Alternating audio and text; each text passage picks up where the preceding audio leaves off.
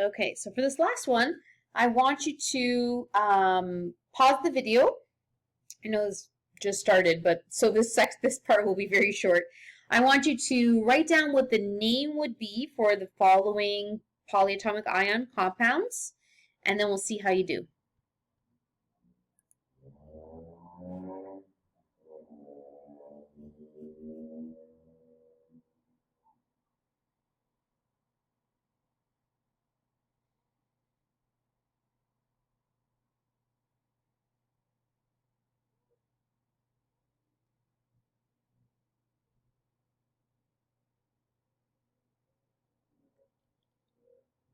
Okay, so here we go. So you have aluminum hydroxide. I find, honestly, polyatomic ion naming is almost easier than regular ionic naming.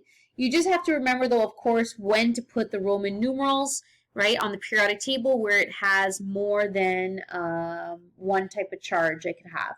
So aluminum hydroxide, we have copper 2 sulfate, pardon me. So remember, we know this is a 2 because sulfate was -2. So in order to have that, so what we're looking at here is a reduced version. So it was +2 and -2. Silver nitrate, lead 2 nitrate, of course, so nitrate is -1. So this 2 is coming from the original lead. And iron 3 phosphate, this is another one where we're looking at the reduced version. Phosphate is -3.